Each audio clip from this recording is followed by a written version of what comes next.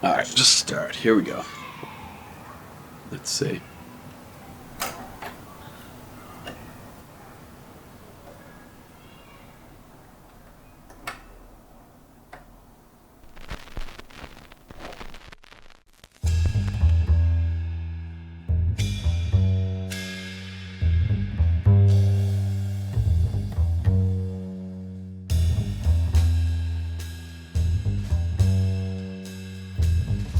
Thinking back, this whole journey started with me making a chair.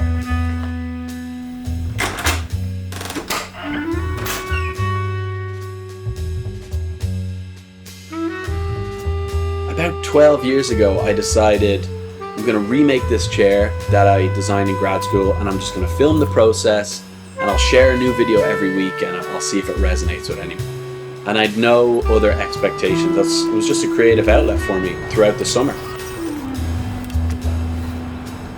And it did resonate with people, and it started me on this entire journey. It grew into a business, that business grew into another business, and we're here.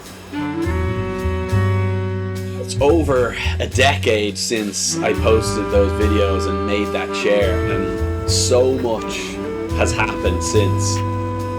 And it's really nice to be back now, almost at the starting point again.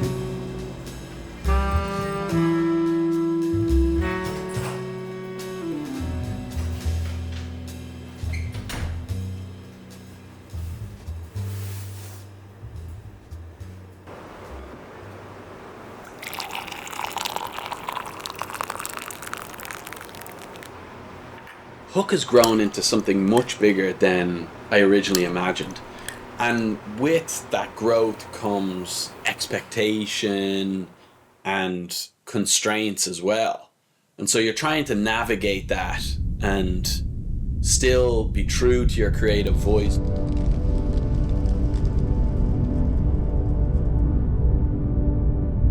So this chair to me represents something very different. It's getting back to basics.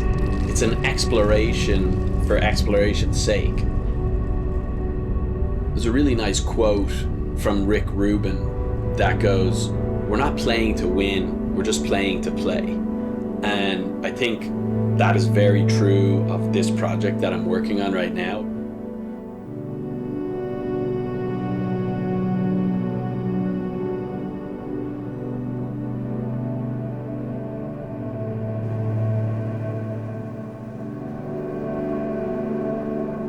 So what interests me with this chair and this project and what I'm trying to explore is the idea of taking flat sheet material, which in its flat form would be inherently flexible or fragile, and then introducing curvature to that flat piece. And anytime obviously you do this, you kind of think back to Charles and Ray Eames and the work that they did with bentwood lamination. And I've always been interested in doing more with less in terms of design and materials.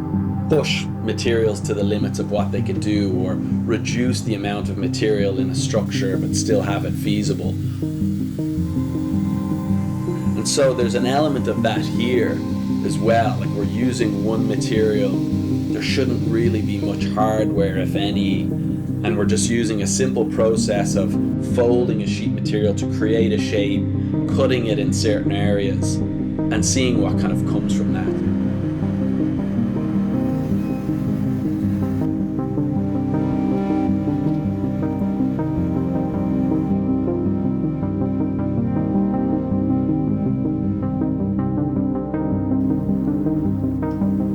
I think in the past I would have been very quick to jump steps, and I always just wanted to get to a result. I want to take it step by step now and see if the process or the journey, if I can learn things along the way and how the design might evolve. And so I'm just starting with a small paper model, and let's just see if we can learn anything from that small little piece.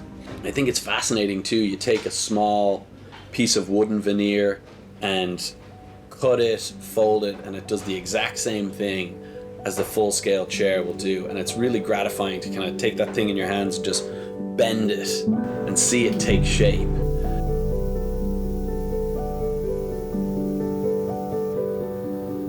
The next step then, I think, is to make a full-scale mock-up, but not out of the final material. So just make something out of cheap hardboard, something that's going to take the shape, and just see what that scale is like.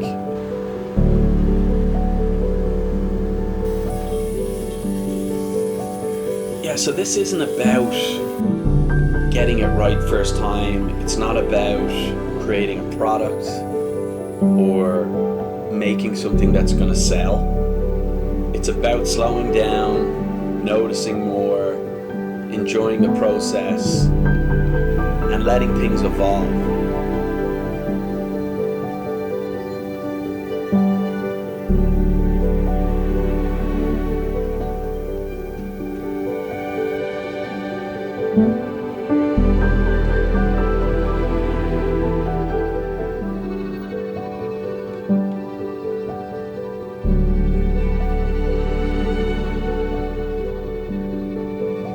I'm purposely just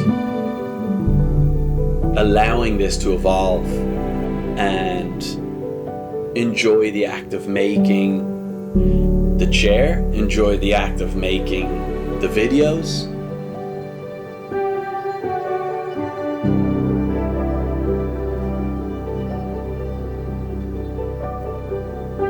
And yeah, it feels good to be back doing this. And I'm excited to share the next steps with you.